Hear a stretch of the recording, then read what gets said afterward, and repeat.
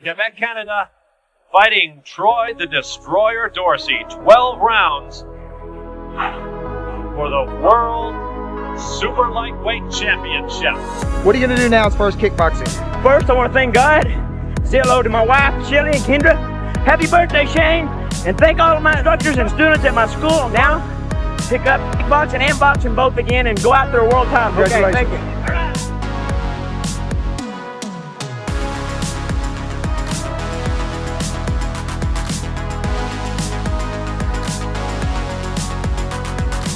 The winner and still Hurricane World Super Lightweight Champion of the World, Troy the Destroyer Dorsey!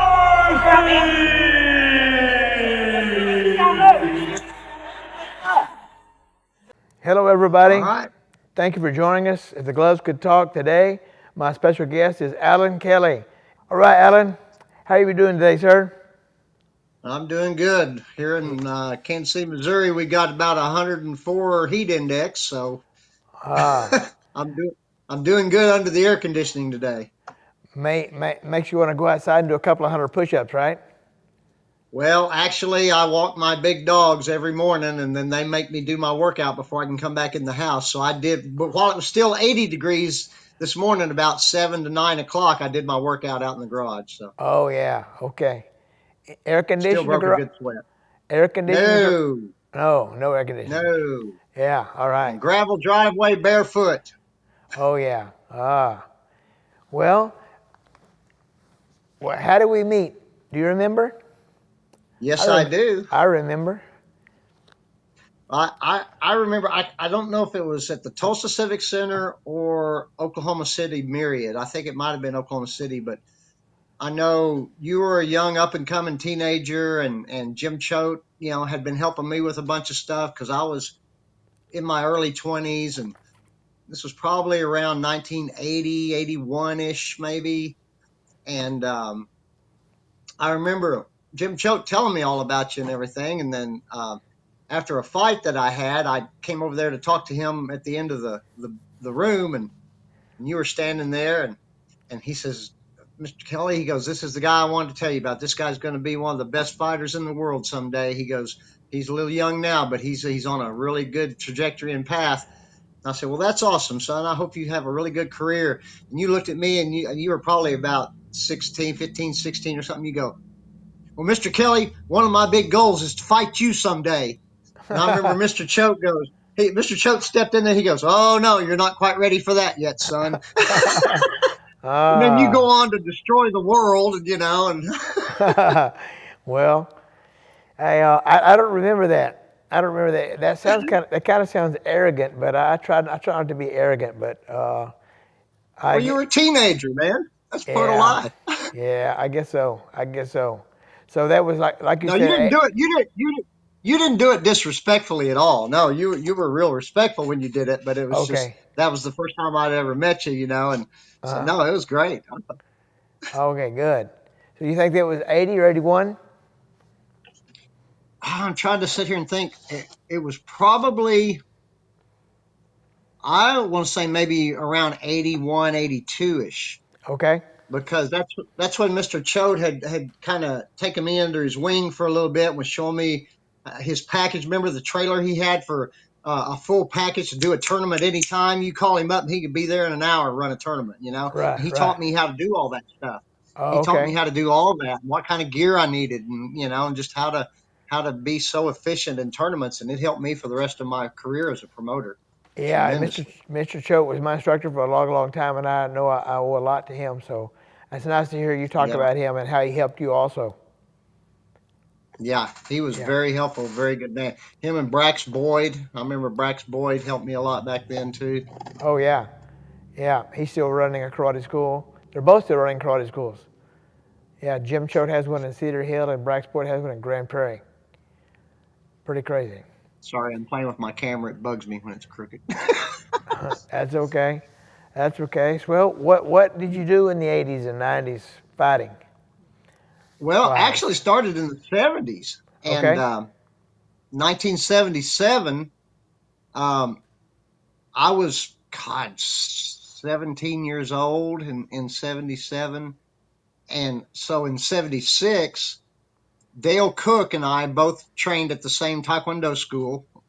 And he wanted to, start full contact karate. He wanted to start a career with that. But our instructor, who was a Korean guy, real strict traditional, he said, no, you can't do it. So Dale says, well, I'm going to just go out on my own and promote these fights. And he asked me if I wanted to come with him. And I said, well, sure, man, because, one of my goals I had already written down at 15 years old was to be a professional athlete. So if I had to do it fighting because I was too small to play football, then I'd do it fighting, Right. And so I was ready to go. And so I was the very first fight on the very first card in Tulsa, Oklahoma history. So wow. That was in March 1977. And I was making a little list here today of some of your buddies that I fought within the first 2 or 3 years of fighting. So between 77 and 1980. Okay. Ray Mundy. Raymond Remember Mundy. Raymond Yeah. Mundy? Yeah. I just talked to him maybe last week. He's Mike Bourne. Mike Byrne. Byrne. Mike Byrne. Yeah. Sante Wilson Jr. Me and Sante became really good friends back then. Steve Doss. Oh yeah. Steve Doss and Don Hill, DP Hill's son. You fought these guys in kickboxing matches? Yes. Oh wow. Fought all these guys 3 to 5 round fights. Those are all guys from your neighborhood. At one point, Dale and I went down to Dallas to meet Mickey Fisher was going to start managing us and get us some fights over in Japan. And then we ended up going a different direction at that point. And then, of course, Mickey passed later, and but yeah, those were some guys, of course, Mr. Choate, but those were some of your homeboys from your neighborhood, Oh yeah. You might get a kick out of this. I think it was Tim Kirby and a couple other guys, if I'm not mistaken. Let me see if I can get this thing. The screw came loose on it. I used to talk to those guys, hang out with them after tournaments and stuff, and I used to fight a lot of tournaments down in Texas. Yeah. And when I was young and coming up, and so I was hanging out with Tim Kirby and a bunch of those guys. We'd go out and have dinner or something after the tournament and whatever. Well, one day we were at these fights and they said, hey man, why don't you come on over Wednesday night? We've got open sparring over at so-and-so school. And I said, well, dude, I can't. I've got open sparring at my school on Wednesday night. And he goes, well, can't you get subs to teach for you so you can come one night and train with us? I said, dude, I can't just, drive a 5 or 6 hour drive down to Dallas, just for one night, And they go, what do you mean? And I go, well, I'm from Tulsa. I have to come from Tulsa. No, you're not in Oklahoma, dude. Are you? All this time, all these years, we thought you were from Texas too, man. That breaks our heart to know you're from Oklahoma. That's really nice, right? I just thought it was really funny that they thought I was from Texas the whole time. So they said that's the only reason we've been nice to you, man. Oh We've known you're from Oklahoma, we wouldn't have been nice to you. Well, that's a good way to thinking about whether it be the color of your skin or the city you're from. Give everybody a chance, and be nice to everybody. You know what was really neat, coming up in those years and where we were. We got to work, not only compete against a lot of you guys from Texas, but to work hand in hand and side by side with you on a lot of things. And then at the same time, I don't know how much you guys in Texas did. I know Raymond and some other guys did a bunch, but we were right in the middle. So we also did a lot of stuff with the guys from Kansas and Missouri.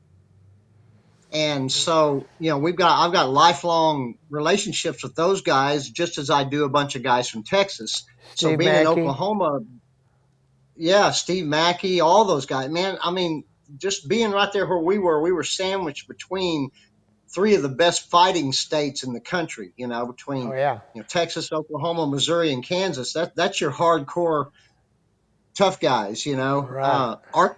Arkansas, I'll go over there and those guys would get upset if you flicked them a little bit. Oh, you made a red spot on me. But but Kansas, Missouri, Oklahoma, and Texas, man, all of us in those states knew how to bang and loved it.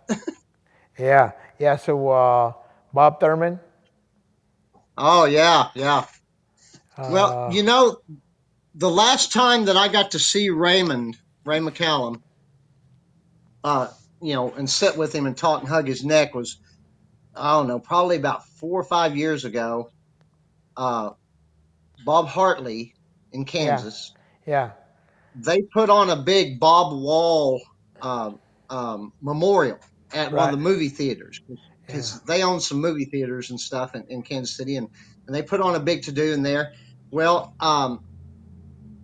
he called me to come because he had invited Raymond, and Raymond was going to be there, and Jim Smoky West was there. So I sat between those two guys, Jim Smoky West, one of the best knife fighters, in the U.S. Army history, and Ray McCallum, one of the best point fighters and fighters overall to ever step inside a ring, were sitting on either side of me that night, and that was just such a blessing. I got to hug Raymond's neck. We talked for hours. It just, and what made me think of that was when you mentioned Bob Thurman, because Bob Thurman was there. We hung out with him for several hours. It was just, a bunch of guys, the guys from up around this area, because I'm living a little north of Kansas City, Missouri right now. But it was so neat since I've been up here. I've been retired, from all that. I was trying to teach some seminars and stuff and everything until I got ill a couple of years ago. It kind of pulled me off of that. But, one of the things that really meant the world to me is that Bob Hartley and some of those guys that are in Mr. Harrison's stable, basically, Right. they always said they felt a kinship with us, with me and Dale and us guys in Oklahoma, because whenever they were training, they were always training to beat us. They were always, what can we do to beat him? What can we do to stop this? How can we fix this? So they had us on their tongue while they were training all those years, and we never knew it. And it means the world to me that they did, and finding out this late in life, that. Yeah. But, it's the same way. We geared up to how are we going to beat Thurman? How are we going to beat, Payne, the Payne brothers, how are we going to beat Troy Dorsey and those guys? How are we going to beat the Greek and all his stable of fighters? But, that's the thing. When we were training, we were focused on that because you guys were the top of the pinnacle. Right. And so you're always looking to those guys that, are your arch rivals, but at the same time can be some of your best friends, Yes, sir. It's like, I've always told people that especially kickboxing and you with boxing and kickboxing and everything, is that you can get to know a person better and more intimately in 2 or 3 rounds of 2 or 3 minutes in that scenario than you can some of your best friends that are with you every day of your whole life. It's a different type, that it's a different type of intimacy. You get to know a person inside out, and you come to love that person, even though you're at blows trying to take each other out.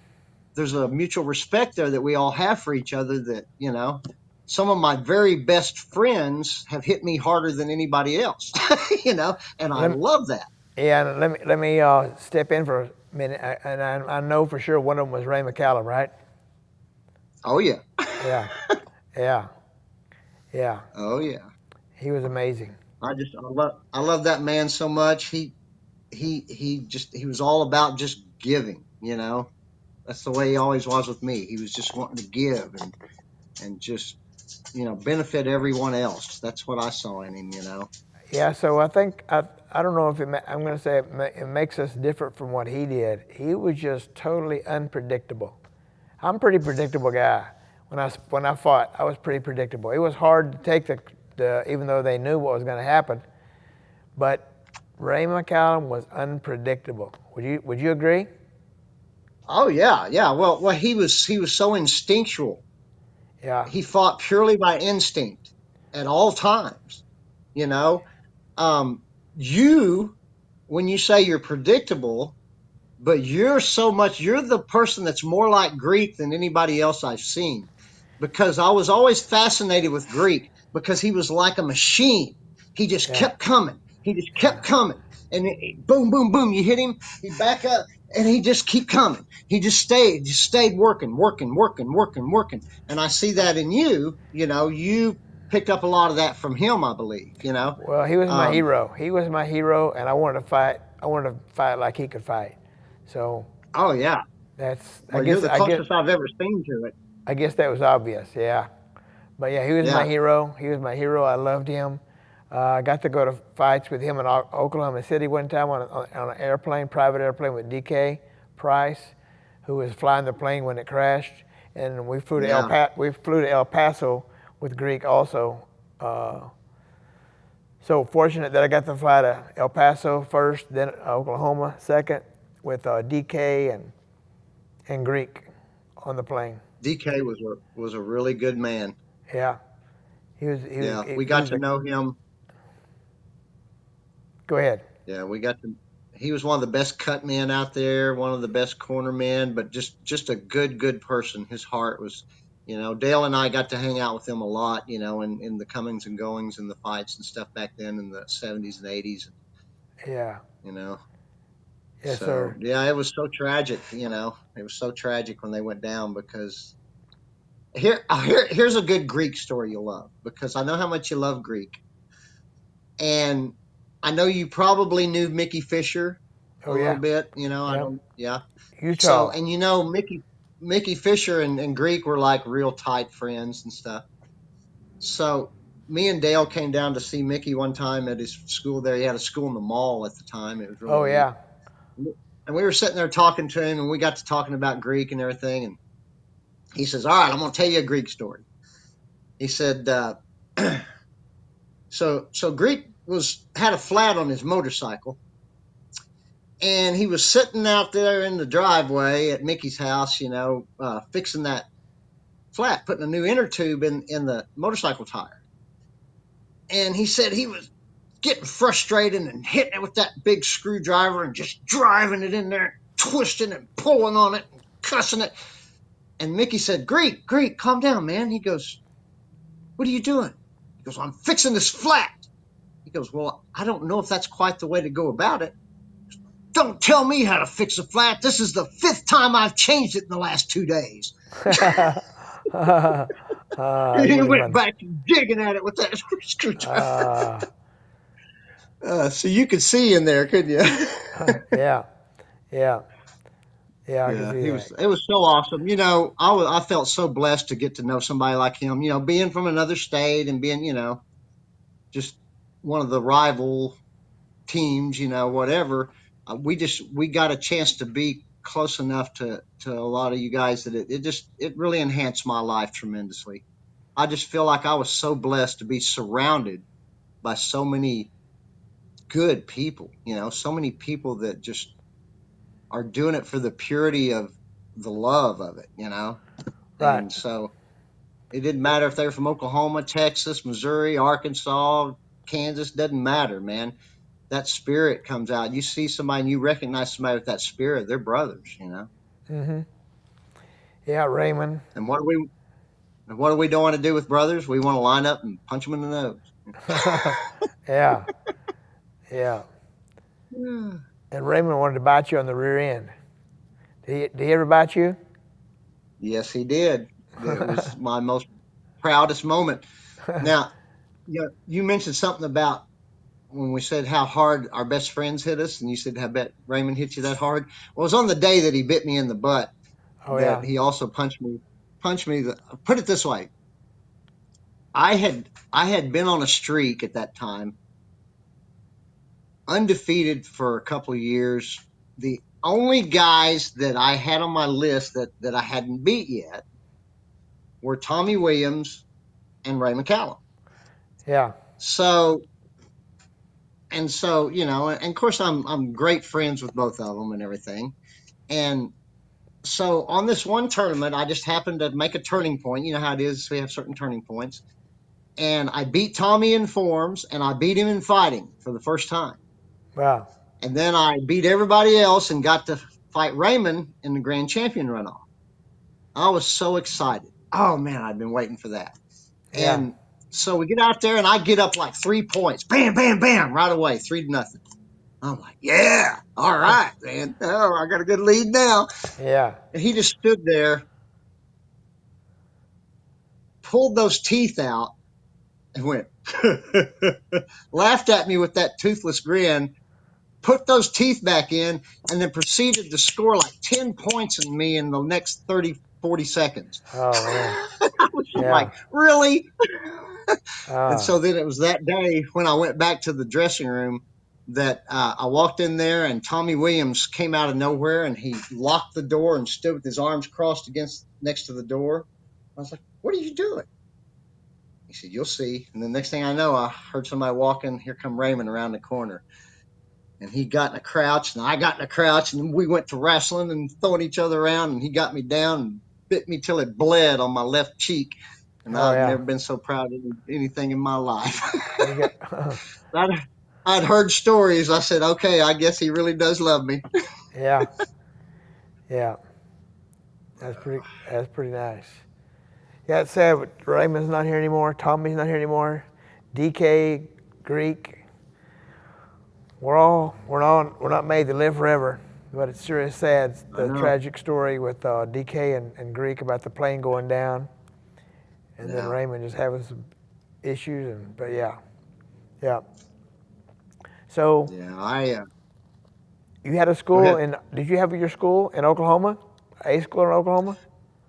Yeah, I started my Kicks American Karate program in like 1981 in Tulsa. Okay. I was in Tulsa throughout the 80s.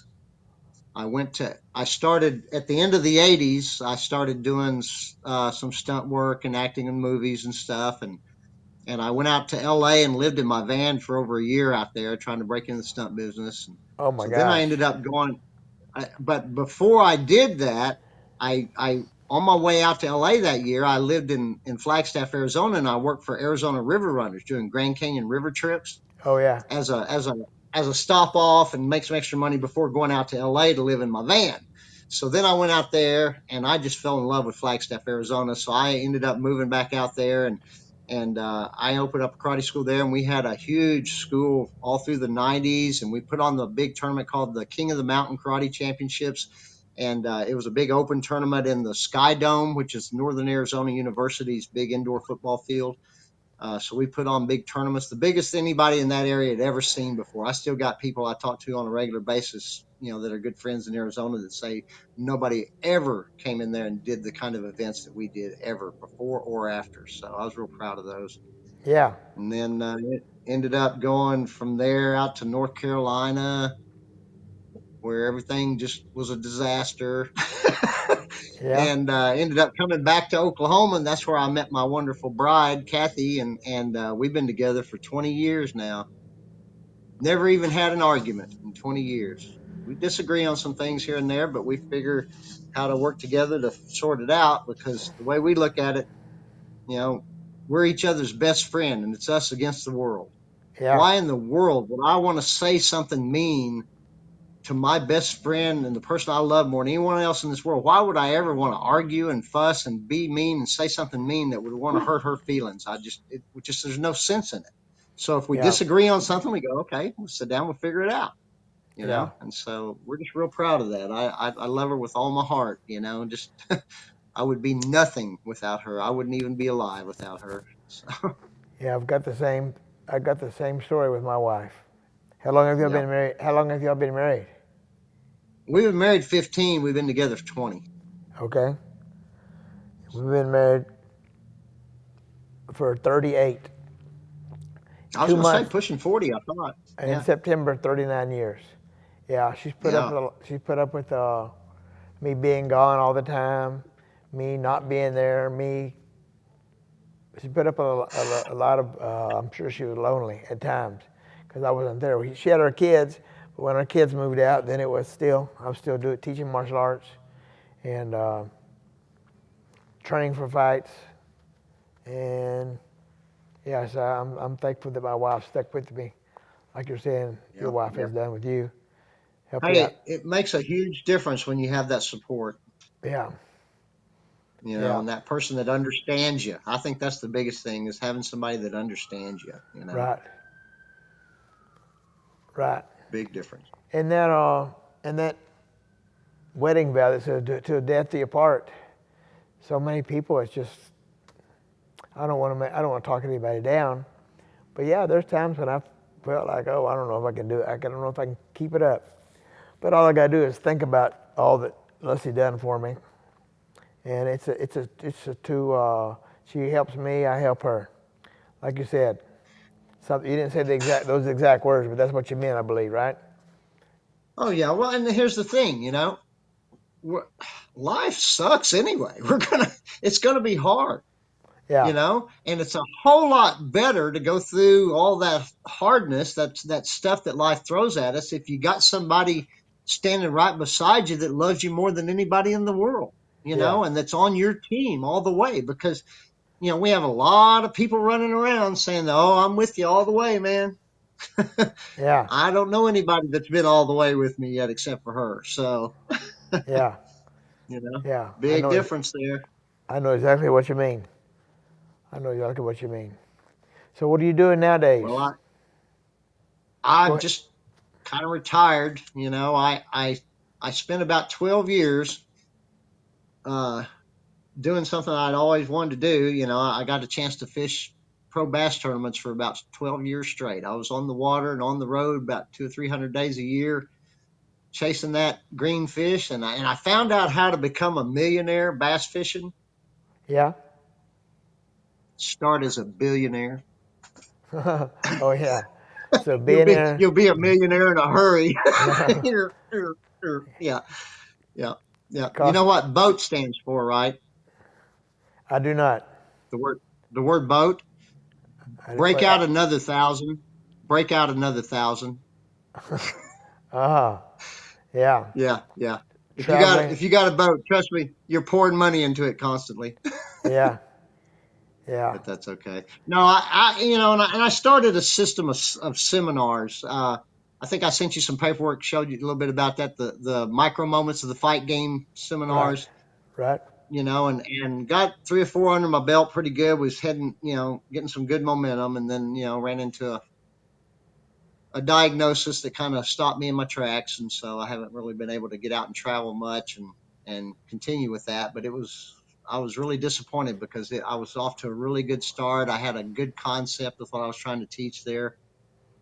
You know, um, as a fighter, all the little tiny moments that happen that nobody can see and you can't define, but we know they're there and we can make them happen. You know what I Right. mean? Those Mm-hmm. micro moments, those things that happen in less than a breath, but they're effective and they're practical. It's like when you almost hit your head on something and you just duck out of the way instinctively and slip on. It's like little things like that seem like it wasn't as part of our control. You can learn to control those little tiny moments, and that's kind of what I teach in those seminars, is how to break things down to own every part of the fight, every part of the encounter.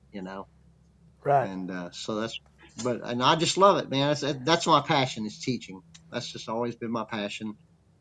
I think I don't know if I ever talked to you about the 5 major goals that I wrote down and how important I thought it was to write them down. It's what my coaches in high school, so when I was 15, 16 years old, I wrote down these goals. But that my teachers, my coaches in high school, we were state champions. We had some of the best coaching staff. Looking back at it, so I was barely 17 when I graduated.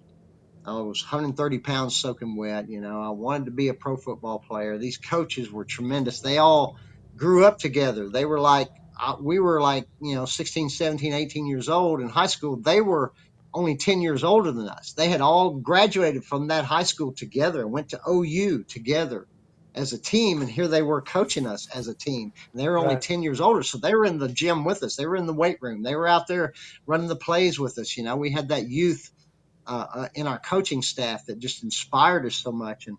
And they taught me a real strong principle about writing down your goals. It's so much more powerful than just speaking them. Yes. If you write it down, there's a power in that. You put it on your mirror so that you see it every day. If you're forced to see that list every day, you'll do at least one little thing that day to get you closer to those goals. And Right. eventually that adds up, you know. And, my 5 goals that I wanted when I was like 15, 16 years old was to be a professional athlete, which I wanted to play pro football. I was way too small, couldn't afford to go to college, da da da da da. So I ended up, doing the fight game. Right. Wanted to be a teacher and a coach. Those were the people that influenced me the most of anybody in the world, So I wanted to be like them. I wanted to be a teacher and a coach and an athlete. I wanted to fish pro bass tournaments, man. I fished local club bass tournaments with my dad and my coaches when I was in high school. And I wanted to be a professional bass fisherman someday. And then stunt working, acting in movies. I wanted to be a stunt man in movies. And I had no idea how to go about it. But those are the things I wrote down and looked at every day in my mirror. And it took 30 years to get it all done. But the fighting covered the professional athlete. The teacher and coach. I knew if I worked real hard at this, I could open up a school someday and I could be an athlete, teacher, and coach all wrapped into one package. Yeah. So that's what my focus was, doing that. Because I, was in the media all the time, in the newspaper and on TV about, winning karate tournaments and all this stuff, then some guys in the stunt business and movies started approaching me. And I wasn't even pursuing it at the time. It was on my list, but I didn't know how to pursue it. But they came to me because of what else I was doing. So there's 4 things. There was only one thing left, and that was pro bass fishing. And so in 2005, 20 years ago. officially started. Huh? 20 Yeah, years 20 ago. years ago. Yeah, and I started fishing professionally. It was the last thing I got to check off that list. I was fishing 4 different pro tours at once, man, just going balls to the wall nonstop. And so, but I scratched all those things off the list. Even though it took 30 years to do it, I persevered for those 30 years. Because how many people do we know that get this close to the goals they've been reaching for a long time, and then they give up and walk away? Right there. Yeah. It was just right there. And they walk away, Yeah. So. Well, you had more determination, more discipline, and more want to. You wanted to reach your goals, and you got to look at them every day. It makes a difference. I've seen it in students. I've seen the progress and stuff. Yeah. I don't know, that to me, that's the ultimate way of giving back, is to be a teacher, be an instructor that can impart things. Why would I want to suffer all the things I've suffered to learn the lessons I've learned if I'm not going to give them to somebody? Yeah. I think you'll like this. My pastor in Arizona used to tell me this. He'd say, okay, God's blessing you, right? He's sending, he's blessing your life. Yes, he is.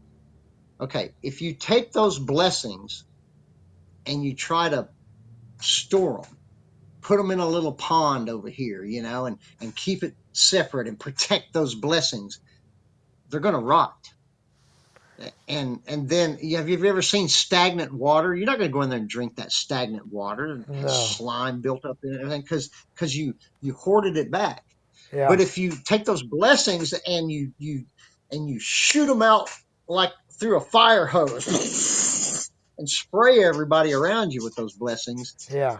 then they're utilized. Then what God made that thing for in the first place has come to life, and you spray those blessings into other people's lives. You get them wet with that hope, you get them wet with that desire, and that faith.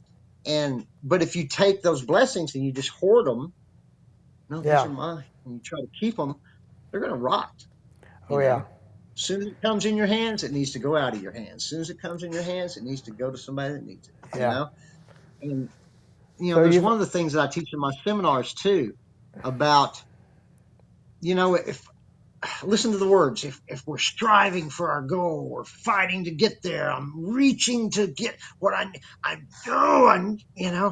That's a lot of work. Yeah. What if God is drawing us to our destiny? He says, here, I'm taking you where I want you to go, because we know that he wants us to help other people along the way, right?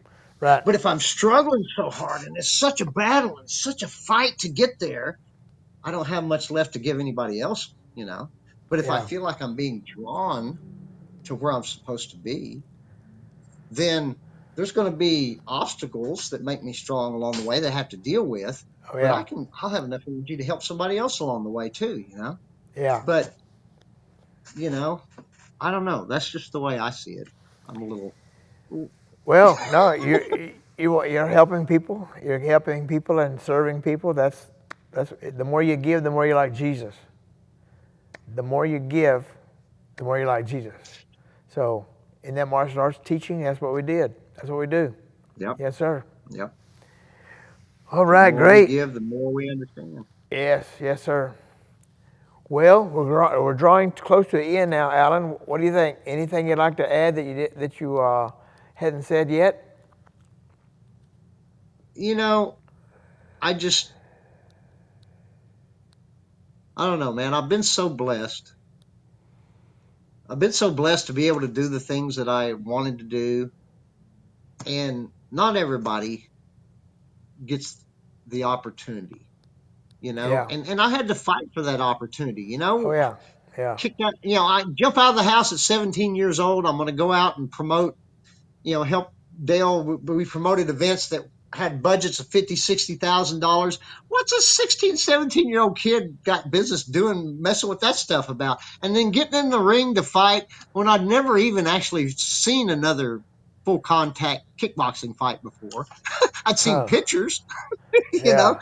when Joe Louis, those guys, started up, had the first championships. But, all I knew was what we were training. Just do what you're trained to do, and get in Yeah. there and boom, boom, boom, So, but yeah, I don't know. We've been blessed to do all that, but then we've been blessed in an industry. Like I said, the thing that I see that's so important to me is guys like you, guys like Raymond, guys like Bob Hartley in Kansas City, guys like Bob Liker in Kansas, just guys like that give their life to the martial arts, Yeah. We're just giving to some guys giving. teach, some guys teach for a check, for a paycheck, that kind of stuff. That's their motivation. That's fine. Go out and do it.